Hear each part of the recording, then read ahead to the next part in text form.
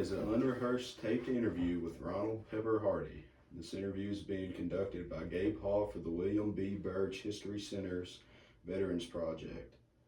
The interview was conducted at Hardy Gas Company on April 10th, 2023, around 2:34 p.m.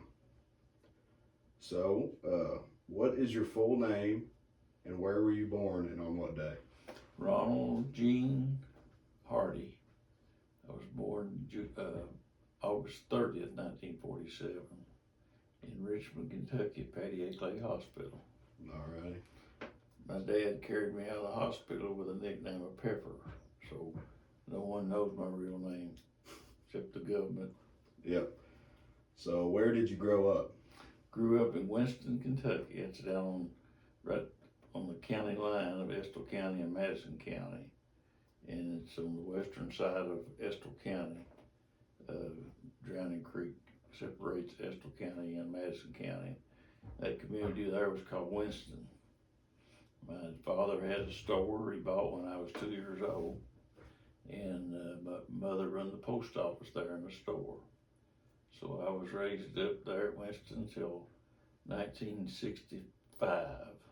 We moved away, moved to Rice Station. Dad built another house, but he had sold the store at Winston, and his brother and him went in partnership in Irvin at another store, and we moved out my freshman year in college when I moved out of the old house at Winston. So what were your parents' names? H.T. Hardy Jr. and Doris Hardy, Doris Crawford Hardy. So what'd you do? Tell me about your childhood. About my childhood. Some stories. I've got a book I wrote about my childhood. If people want to buy it. We were raised up on a main drag there at Winston. It was a straight stretch. And you got to remember it was 2-lane road, real narrow. Of course, fortunately, there wasn't a lot of traffic, but anybody going from Lexington to Irvin or through Badeville had to come through Irvin usually. And we were close to the Lexington Army Depot, Bluegrass Army Depot, where the nerve gas is stored. And most everyone around Estill County, especially veterans, worked over there at the Bluegrass Army Depot. So there's a lot of traffic. Being in the road, growing up in the store business, I knew a lot of people that come in and out. And probably Winston County one time we had about 105 young kids from 20 to down to babies. And I knew about every one of them. Been in most all their houses at one time or another when I was a kid. And Dad had a farm, had a 7-acre farm. I got old enough to raise tobacco and make a little extra money. Dad and my uncle had a farm across the road, and they raised cattle and calves, cow and calves, and they put up hay. I used to help do that, help work with cattle, and raised, I guess you would say I was raised on a farm with livestock. Mm-hmm. And I had a horse when I was a teenager. It belonged to my uncle and dad, and they let me have it. I guess you might say I took it over. Not they never did ride it hardly. So I was raised up with a horse, and we had a pond down behind the house that we used to swim in when all the neighbors would swim in it. So I guess you would say I was raised up pretty active in a little country community. Yep. So when you were little, who's the person you looked up to the most? Looked up to, man, I guess my big brother Butch, and that wasn't anything to brag about, but he was 3 years older than me, or he is 3 years older than me, and he played sports, and I tried to play sports too. He was a little better than I was. I was too slow, but anyway, he showed cattle, active in 4-H club, and I done the same. I was active in 4-H club and showed cattle, had tobacco projects, electric projects, and served as officer in the 4-H club, in the county 4-H clubs, and attended camp. First 4-H camp I went to was Levi Jackson. It was up in Breathitt County at Quicksand. And then they built the new one at Levi Jackson State Park down at London, in the J.M. Feltner 4-H camp. That was the one we went to there the first year they opened it up. Attended it. Mm-hmm. So, looking here. So why, well, here we go. We'll ask this one first. So what schools have you attended in your life? Well, I went to Irvin Grade. My brother was going to the West Irvin School. We had a one-room school there at Winston. It was so crowded. My brother started first grade at West Irvin School. When he was almost through the second grade, it caught on fire and burned to the ground, West Irvin School. So the next year, they started us, Butch, in the third grade, and I would have been in the first grade.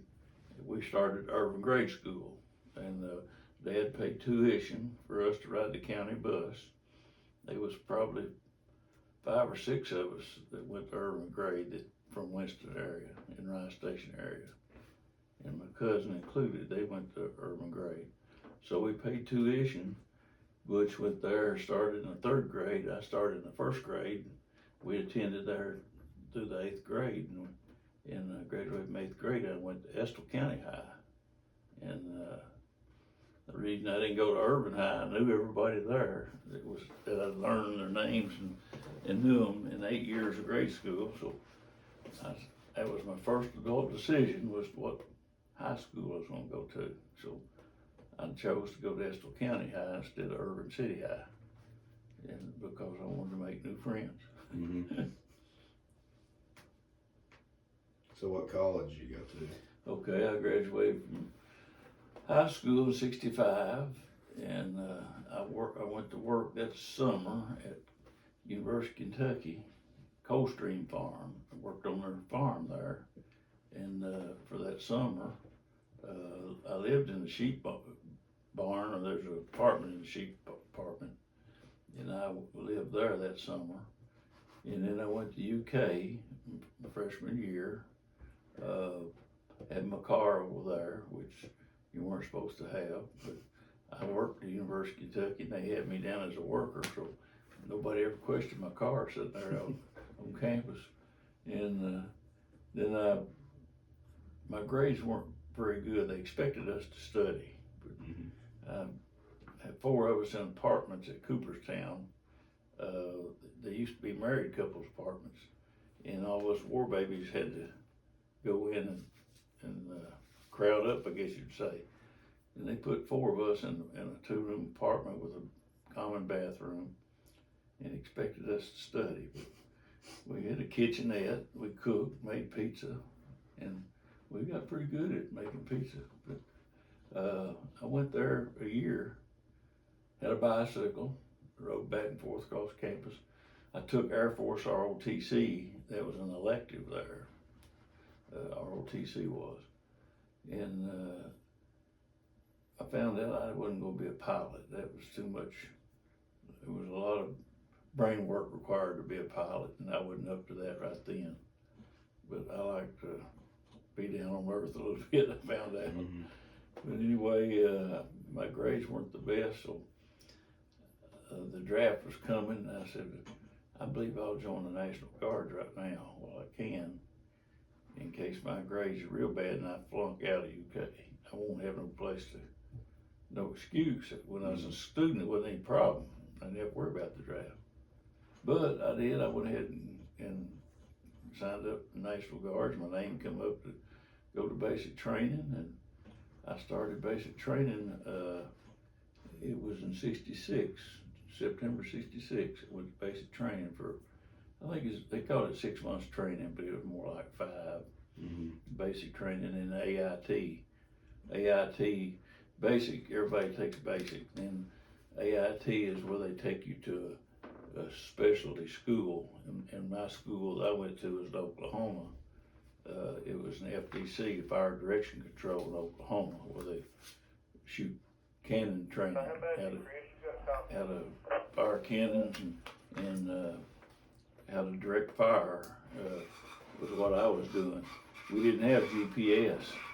You had a big map, big plotting board with grid squares, like you see those grid squares on maps today. And you use those grid squares and pinpoint where your guy was on an OP, where he was. He was hid somewhere watching rounds hit, and we had to plot where our guns were and where the target was, and how many yards, meters, how much powder charge to put on a cannon, on a projectile, and how to set the fuses on the projectile. Of course, that wasn't our department. FDC, we told them where to shoot, where the target was, the deflection, the elevation, and that put them on target. That was our job. The guys on the gun were the ones that set the fuses and set the powder charges, and they'd done that. And they weren't there where we were in FDC. Mm-hmm. But it's all different now. Fire direction control, I'm not sure how that it's all computer and smart bomb, lasers.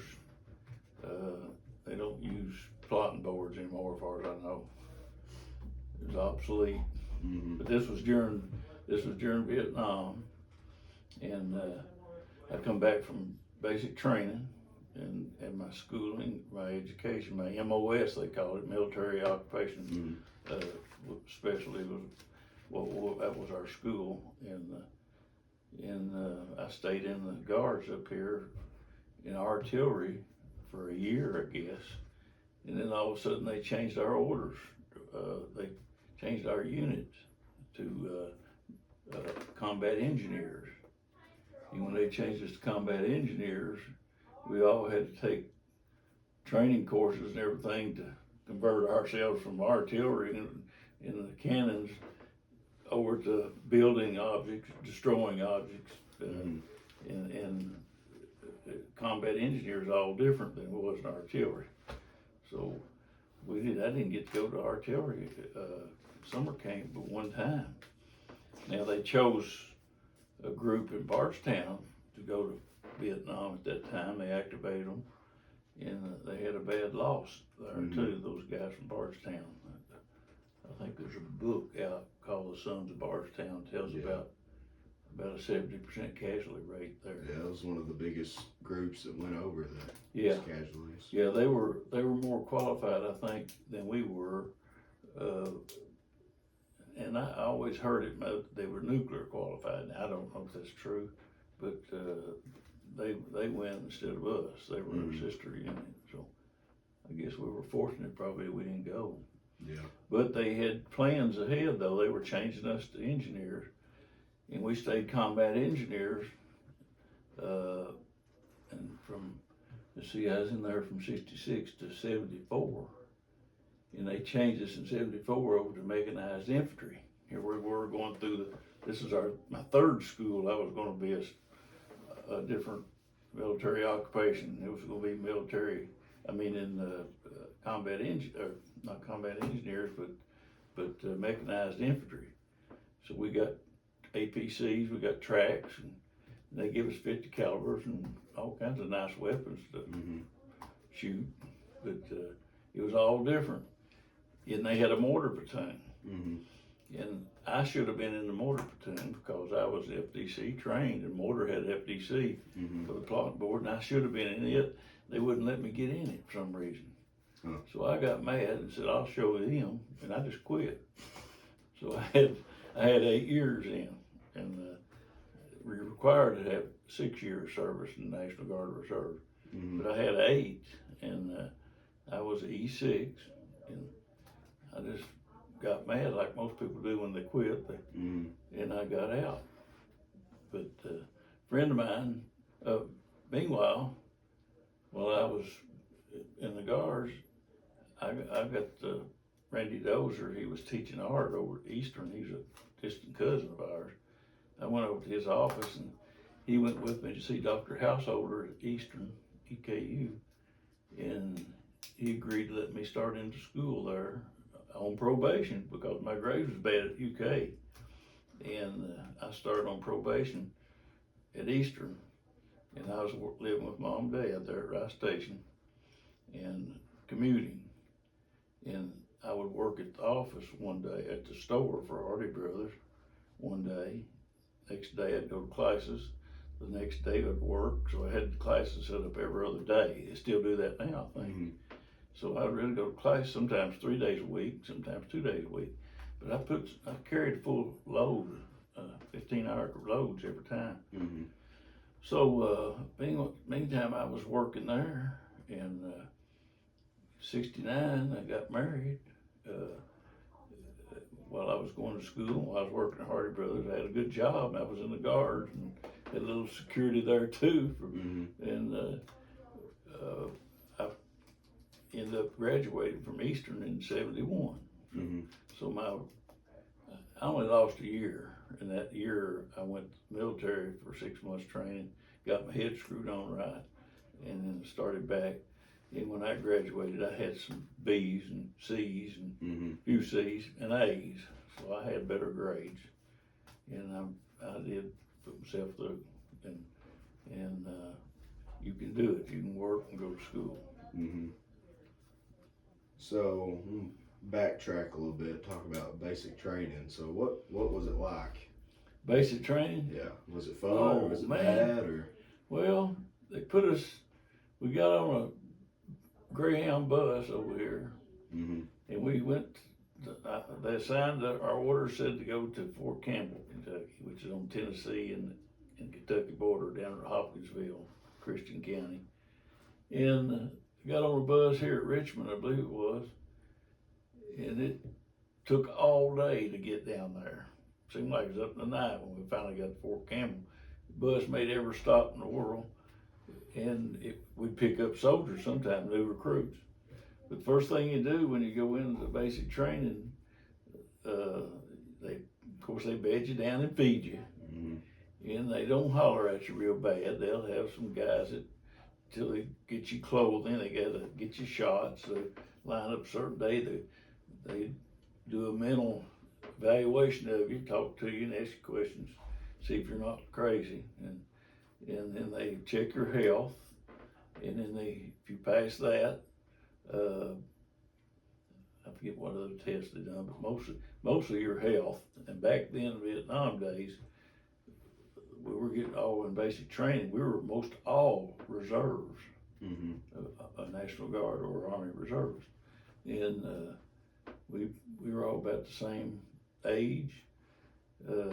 Most of us had some college, or a lot of us had college, and if you like I had Air Force ROTC, if I told them I had it, they would have made a acting platoon sergeant out of me to march people. Yeah. And I didn't want that responsibility. I wasn't ready for that.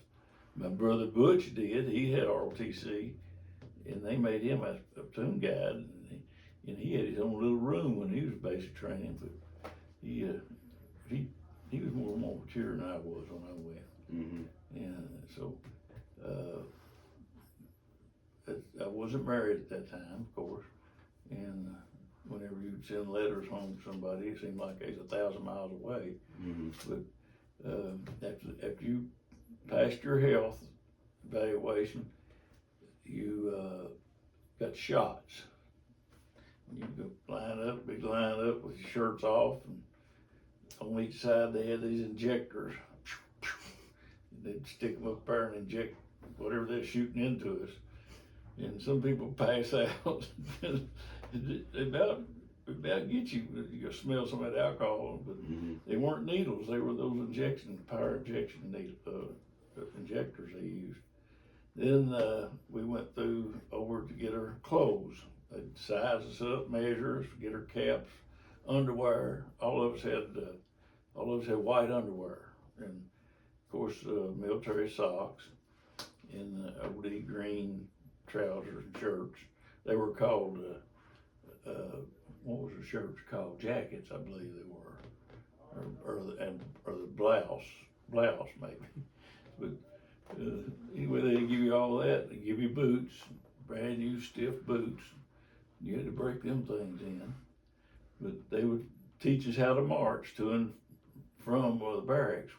They'd sign us to barracks, and I had basic training. My barracks mate, he was on the bottom and I was on top. He was Harris was his name. They put us in alphabetical order. He was from Alabama, and we got along great. Me and him was country boys, and there was guys in there from Chicago, New York, New Jersey, that you won't believe this, but they never seen stars before. Some of them hadn't. We'd sit out there at night, and they looked up. I remember looking up and said, "Look at those. Are those stars?" I mean, they were shocked, and I was shocked that they didn't know what a star was. Yeah. But there's a mixture of all kinds of guys, all from everywhere. Guys from Alabama, New Orleans, Louisiana, down in there. We were all Texas. Mm-hmm. We were all the same. I mean, we could shoot, and most of us had rifles when we was kids. The guys up north had a little problem where they come out of the cities where they weren't doing any shooting. Mm-hmm. They had to train them pretty good to shoot. But after we got our clothing, then they would march us to classes, basic training classes, teaching us the rank and chain of command to go through all the way up to the general, and try to remember them. Teach you how to salute, teach you how to march, stand at attention, just basics like that. And then they teach you how to low crawl, how to do push-ups. There's a lot of teaching there, basic training. They'd find a reason to make you do push-ups to build you up, they say, to make you stronger. And they'd march us to the chow line, through the chow line. They'd sort of rush us through the chow line a little bit faster than what they do now. All we had to drink was orange juice, milk, water, and coffee.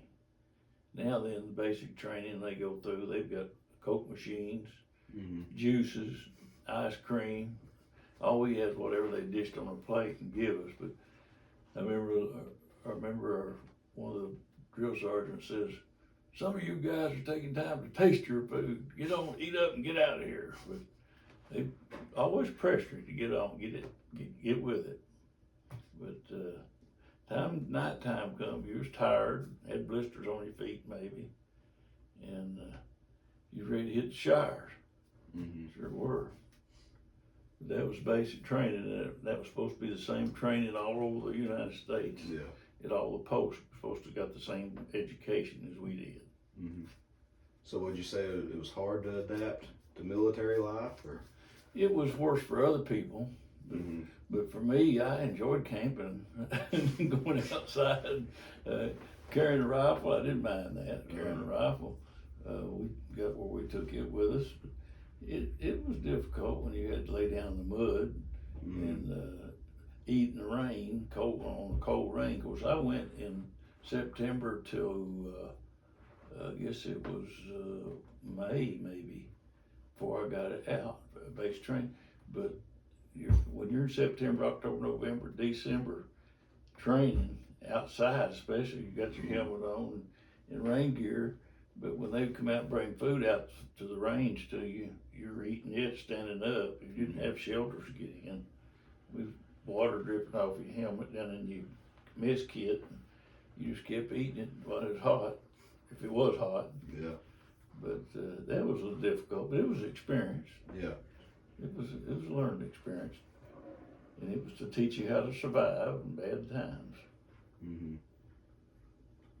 So, you said you were in the Guard for the first part of your 21-year career. Yeah, for 8 years. I was in the National Guard for 8 years, and then later on, after I got mad and got out, about 6 years later, in '81, 7 years, Tommy King came to me, and he was my best good buddy. And we've known each other since we was first grade. Me and Tommy played ball together. He said, "I'll get you in the mortar platoon if you'll get back in." I got thinking about that. I said, "Man, I've been out there since good night." Well, it's been 8 years. me 6 years. Mm-hmm. I said, okay, I believe it will. So I got back in, and I was in the mortar platoon. I loved that because that's an FDC again. Mm-hmm. But I was in an E5 slot, and Yeah. I'm E6. They said they can keep me there so long, Mm-hmm. but I got in, and Tommy really got me back in. And I stayed in there probably 2 years. I was there. We went to winter training at Minnesota, 4 foot of snow up there, and us outside learning to cross country ski, a bunch of us hillbillies, teaching us how to survive in the wintertime. And they did. Mm-hmm. 2 weeks of that out there in 40 below zero a couple of nights. That was a training that really was separating the men from the boys, but they took care of us. They made us drink a lot of liquids. They had soup whenever you wanted. Mm-hmm. No, and dehydration was a big problem in the winter training. But also went to Indiana, Camp Atterbury, Indiana. Those 2 years that I had got back in. Mm-hmm. So that made me 8 years. 10 years. I finished up 8, and I finished up 2 more. And that gave me 10 years in the Guards. Mm-hmm. It come to me, the first sergeant said, listen, you're going to have to get out of there and go into the truck. We're going to keep your rank and put you in trucks in the motor pool. I said, that's okay. I drove trucks all my life. Mm-hmm. He said, we're going to have to take, so-and-so's going to have to move down. I said, I'm going to take somebody's place. It's up for promotion. He said, yeah. I said, no, I'm not going to do that. I said, and he was my friend too. I said, Yeah. I'm not going to knock him out of promotion. So I'd called a few people about getting in reserve. And just so happened when I showed cattle, Dr. Roy Gray was a cattle judge at the University of Kentucky. My calf won everywhere. That Black Angus calf I had, it won everything. Won the grand champion in '66 at the state fair. Mm-hmm. He knew me and knew my family. So I called him after I found out he was a general in charge of the 100th Division. Mm-hmm. I said, man, you can't get no higher than that. So I got his number and called him. Yeah. He said, I remember you. Said, you had that little black hair. I said, yeah, sure did. I said, the reason I'm calling, I'm losing my spot up here in the Guards. I've been in 10 years. And they've got an opening for me down at the Reserve Center. And I need to transfer down there so I can drill and not lose. He said, okay, just be patient. So I waited. Sure enough, here come a recruiter in one evening. He said, I got orders. I don't know who you know, but I got orders to put you in the reserves so you can drill tomorrow.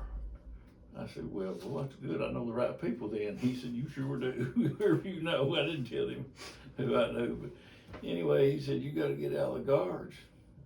And I said, well, I'm not out of it. He said, man, it'll take you 3 days to get out of the Guards. This was on Friday night. Mm-hmm. So I called my cousin, Donald Hardy. He's a retired colonel from the Guards. He said, you call Mr. Reynolds down there at Frankfort. He gave me his number. He had his number. He was on my IG Inspector General team with him. And I called him. He said, give me about 10 minutes. I told him the situation. He said, give me about 10 minutes. No, first thing he said, how's Donald doing? He said, how's he doing? I said, he's doing great. I said, you want to give me all this information? Told me. He said, he's a good fellow. I like him. But anyway, he said, let me get back with you. Give me 10 minutes. So meantime, that recruiter's over there. I was drinking coffee. And I told him, I said, he's going to call me back.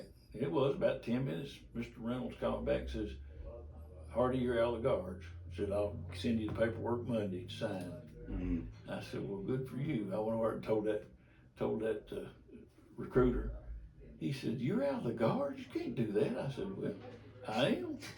He said, who do you know? I got him back again. I said, well, I know the right people. And I did, and things worked out. I went to drill the next day at the Reserve Center down here on the street at Irvin with them. So I transferred from the National Guards to the Army Reserves. Mm-hmm. And I like the Reserves better. Meantime, my buddy Tommy King, he got out. He lacked about 7 months having 20 years in. You got to have 20 to retire. Boy, I chewed him out. I said, you got me in, and here I am getting my extra time. Here. But he was working and had issues too. So anyway, he was responsible for getting me back in the Guards and helped me get my time, and I'm glad he did. Mm-hmm. He's one of my best buddies. Anyway, I got in reserve down here, and they put me in the E6 slot because I was E6. No, I was E6. They put me in the E7 slot. Mm-hmm. They said, "Can you teach on the APC, the Armored Personnel Carrier, the Bradley, those track vehicles?" I said, "Well, yeah." I said, "I drive them. I've got the license for them. We need you to help teach an instructor."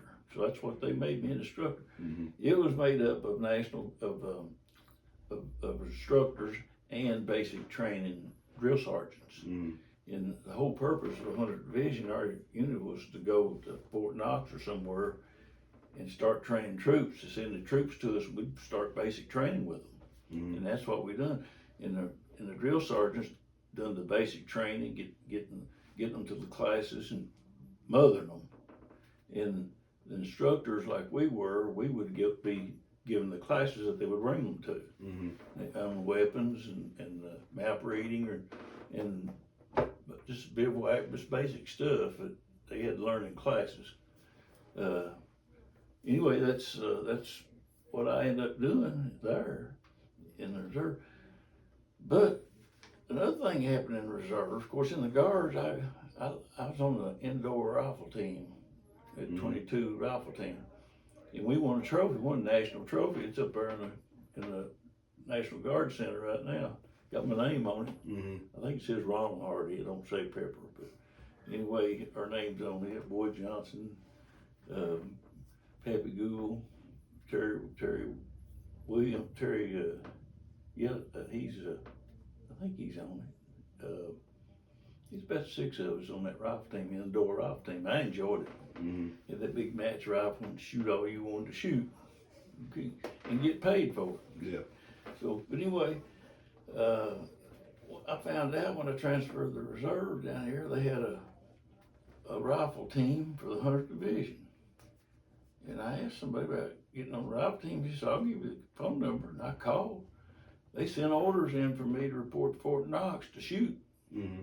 They paid me. Went down there, paid my room, paid everything. I got shooting these guys. This was probably in '84 when this was. And we shot at Fort Knox. I forget the name of the range up there, 600 yard range maximum, 200 yards. We shoot 200 yards standing, and then squatting, you go into rapid fire at 300 yards. Then you'd shoot at 600 yards prone. Mm-hmm. So, and they were timed on some of those matches. And about every position, you had to go from standing to sitting or standing to prone in so many seconds and shoot and get your rounds off. And man, I loved that. I said, "Boy, I'm transferred to the right place." The Guards, we didn't have it. We didn't have any information that we could go shooting on a rifle team or anything, competition. But first time we went, I got orders to go to Little Rock, Arkansas. So our shooting team, the 100th Division shooting team, I made it, and we would go practice and give us all the ammo we wanted. Give me a M14 rifle, take home and shoot. I know my neighbors got tired of hearing me shoot. But I went to Arkansas, Little Rock, the first match I shot in. And who do I see when I get there? Wally Horn. And Wally was me and Wally shot on the 22 team in the National Guards. He was shooting in the National Guards, high powered. So they had high power shooters, and then they had pistol shooters in other places. Mm-hmm. But I've got a few trophies off of that first match, sure did. And then I started shooting there regularly in the 2nd Army team. I made that team. The 100th Division. Some of us went to the 2nd Army team, which is made up of some guys in the 2nd Army, made South Carolina, Tennessee, different. And we all practiced together and give us plenty of ammunition, a better gun, Mm-hmm. and national match rifles. So we shot, then we'd train and go to Fort Benning. We shot at Oak Ridge, and we shot Indiana on the range. We trained at different ranges, and we go to Fort Benning for the final matches to shoot in the all Army matches.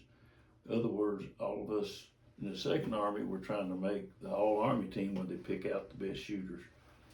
And the all Army team got their orders from the Pentagon, whereas ours come from the Second Army or the 100th Division.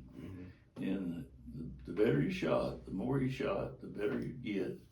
I never could make the all Army team. I had all Army coaches, but I never could make that team. It took a lot of practice and a lot of dedication. I guess I just shot my natural point of aim and just took my time and enjoyed it. Mm-hmm. And when it got to be a lot of pressure on you, it seemed like it loses its fun for some reason. But anyway, I shot till about 1987, I believe they cut our money out. No more shooting. So that took care of the shooting program. But anyway, I was doing more shooting than I was teaching up there. But in a way, they were training us to teach marksmanship. And that's, of course, that's one of the main things in the military is getting that rifle in your hand and teaching, learn how to shoot. Now, where did I leave off? I got ahead of you, didn't I? Well, I was going to move on to another point here. So you have two kids. So you went, I guess my mom was born in 70. When was Mark born? 76. Okay, so while you were doing all this traveling and stuff, you have these two kids and a wife at home. How was it? What was it like leaving them and traveling around? I was fortunate. Butch, my brother and his wife lived there. Mom and Dad lived right over here beside them. And there was nothing they couldn't help her with. And they was all behind me. Go on, do it, whatever you can. And of course, Dad, he liked to work, stay in the gas business. And in the 70s, when I really started in the bulk propane business in 70. But it took a lot of effort trying to get the kids into doing things. And here I was probably taking 2 weeks in the summertime, probably 4 weeks total. I was shooting for a while. And then after 87, when the money run out, then I was just putting in 2 weeks every year. You have to put in 2 weeks AT, annual training. And then, of course, weekend drills was no problem with me. And I was here close to the office. And that wasn't a problem, weekend drills. And it was a little hectic, but I was fortunate to have my kinfolks taking care of things there. And then when they run out of money and I was strictly in reserves, then wasn't shooting. Well, I said wasn't the fun years, but it's funny when you get used to shooting, you just shoot for a month, and depends on how high you go. In the Second Army, we done a lot of practicing, and they'd give us orders to go different places to shoot, feed us, give us clothes, so we didn't lack anything. But it wasn't easy. Taking care of the kids and doing that. I had a good wife. So what year did you finally retire from reserve?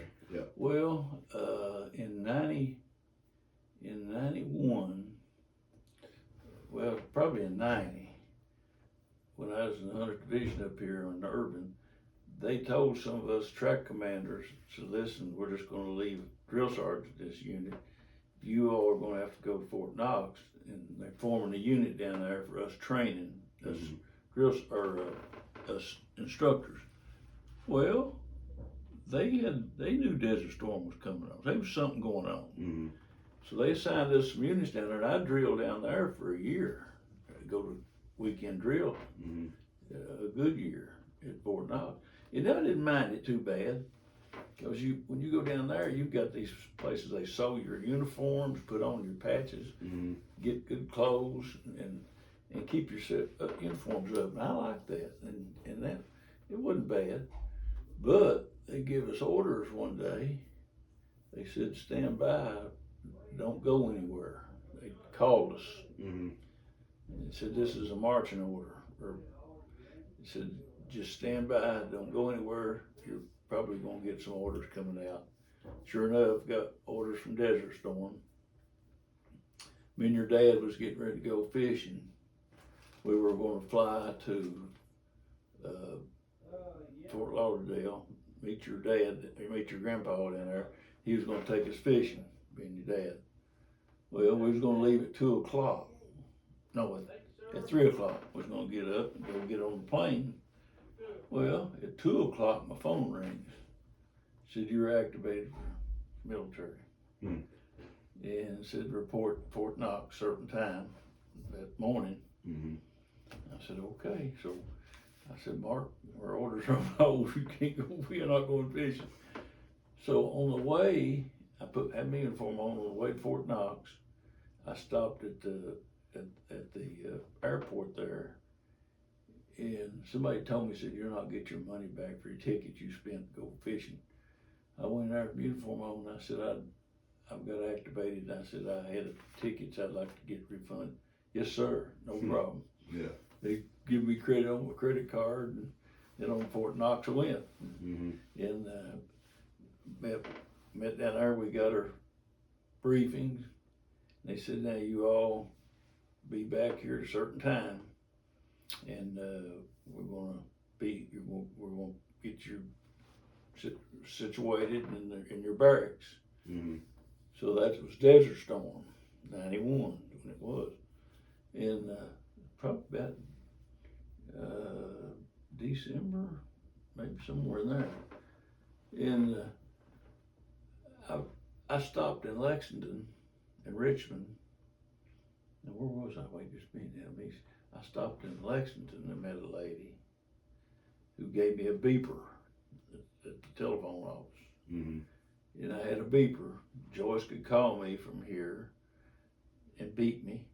Well, I stopped just outside of Fort Knox, and I had a lady from Motorola with a bag telephone. Mhm. And I was uptown, buddy. I had this phone carrying my car. I plug it in the cigarette lighter and charge it. Mhm. And Joyce would beat me.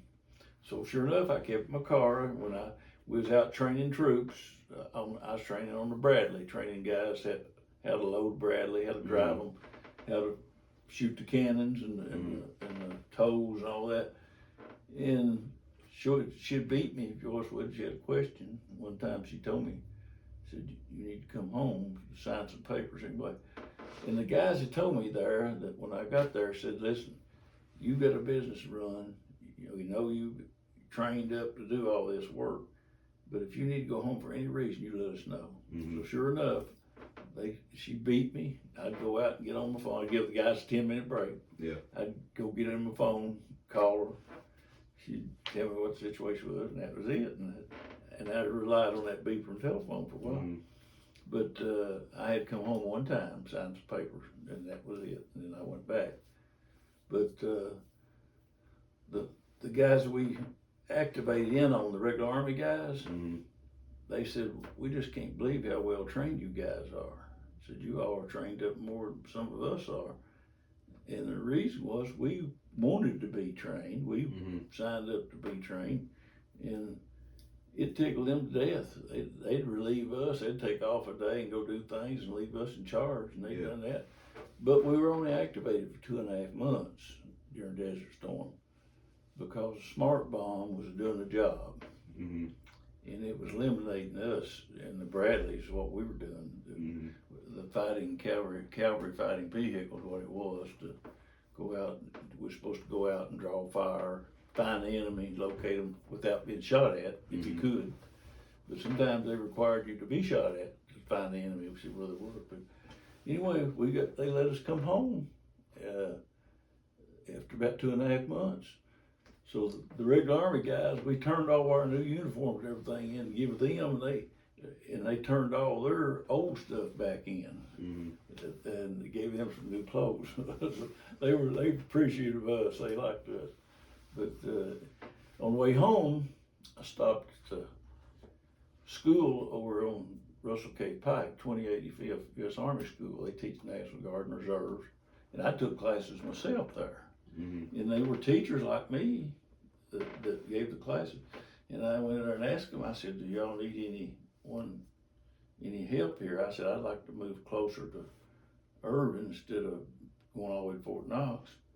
He said, will you teach in Eastern Kentucky? I said, like where? He said, well, Moorhead, Middlesboro, Hazard. I said, well, sure. So he told me to be there. Next drill, I was there. Second drill back, they promoted me to E8 from E7. And I said, I'll be a general by the time I get out of here. But they said, you got to be an E8 to teach E7. So in the first class I taught was at Hazard. I went up there and stayed with my sister-in-law at Hazard. But they put us up there and we taught in the Army center, a training center there, the Army National Guard, a reserve center. And what we were teaching, a lot of the soldiers, before they could be promoted, they had to have a high school education. Mm-hmm. Anymore, you got to have a high school education to get in the Army.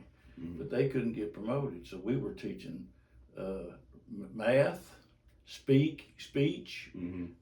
writing. I was teaching how to write and just basic stuff. And general, well, I could get you GEDs, basically what they're doing, and us Army was giving it to them for nothing. Mm-hmm. So that's what we was teaching, and I ended up teaching there for 2 years after being over to 2085th. I taught for 2 years, and we were our own boss. Me and this other guy, we'd go to, we went to Middlesboro, and we'd open our classrooms up there and had everything, and we'd leave out there Sunday afternoon. That was it. Mm-hmm. And we'd never go back to our unit over here at Lexington. We'd send our paperwork in, and sometimes we didn't even hardly go drill, maybe every 5 months, something like that. Mm. But we were doing it on paper. And I got out in 93. I put 21 years in, so in 93 I got out. I retired. I was needed here at the office probably more than was anywhere. Yeah. So that's why I retired. So Hardy Gas was your dad, HT. He started it. He started it in 1956. He really didn't start Hardy Gas until him and Ray got together in the 60s, I believe it was. Mm-hmm. They sold propane At the store. through Hardy Brothers. Yeah. Hardy Brothers Bottle Gas, and they just sold it like they would coal or anything else. Mm-hmm. Well, they finally got to thinking for insurance purposes they probably ought to make it incorporated. So they made Hardy Gas Company Incorporated around 1963, I think, or 4. They incorporated Hardy Gas Company. Mm-hmm. Before that, it was just Hardy Brothers Bottle Gas. So after you retired from the military is when you took over? Actually, I started the business, the propane business in 70. Mm-hmm. I mean, the bulk propane business. We started buying big 500-gallon tanks. Mm-hmm. And I bought a truck with a hose on it, and a big tank truck. In 70, we done that. Hardy Brothers put up the money, and I put up the labor. And I said 100 in 1970 now. I still going to college. Mm-hmm. And Jennifer's born, Mm-hmm. your mom. But I had gotten 25 tanks on a load of propane tanks. I'd set them, go hook them up, houses and whatever, and I'd try to do 2 a day. Sometimes I get 3, but I'd take off school, but have my classes set up Monday, Wednesday, Friday, Mm-hmm. 3 days a week, and I'd set tanks.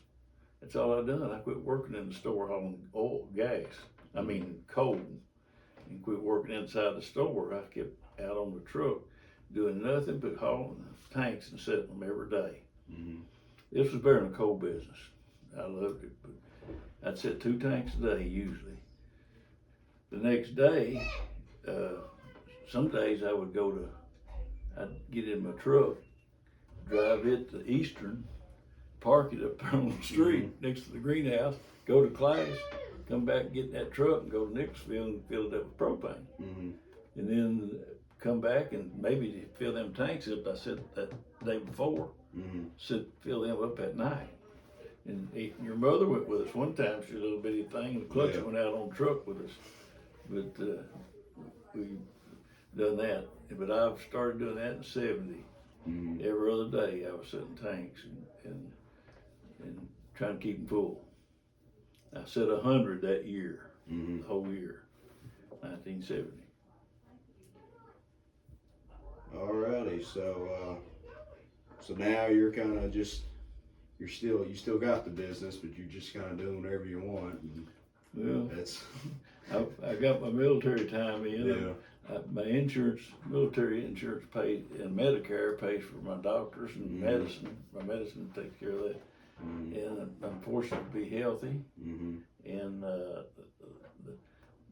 Mark took the business over. And your mom didn't want it. She worked there a little bit, but she wanted to be a teacher. She didn't want it. So anyway, she worked there some. But anyway, he and Mark and Leslie are taking over the business. Joyce is still in there. But I usually, if I don't want to come to work in the morning, if I got something else to do, I can stay home. And I try to do that. I got a hot rod and my motorcycles. I finally retired from motorcycle riding. We took 10 years one time, a decade, to ride our motorcycles to every state from Kentucky. Not many people's got to do that. Yeah. But we've done it. I've done it and camped out. Even took it to Hawaii. Well, when the lake freezes over, I'll ride it over. Well, that's about all I got for you today. Thanks for the interview. It was a good one. Learned a lot today. Well, Any last remarks? When I graduated from Eastern, I was working at the store, and I didn't go to my graduation. And to this day, I don't regret it. my diploma's hanging right there. but they sent me a letter and said, "Why didn't you come to graduation?" And after about the second time, I wrote on the letter and sent it to them. I said, I had to work that Sunday. I didn't want to go sit in that hot sun. But I was enjoying my time out, working, away from school. Yeah. And I ended up teaching in the Army. So I guess you'd say it was my job. Yeah. I had a machine gun blowed up my face in 1987 when I was teaching 50 caliber machine gun operation. And had a round to cook off and blow back in my face. And it was my fault I didn't do the barrel was hot. You take a big ammunition that long and put it in an oven, it'd cook and it'd blow up. And then put it in a hot barrel, and I was sitting I was gonna do one shot, one kill deal, about 2,000 yards. I was sitting my side, taking my time. The thing went off when I wasn't ready, blown back my face. So I was very fortunate that I could see today.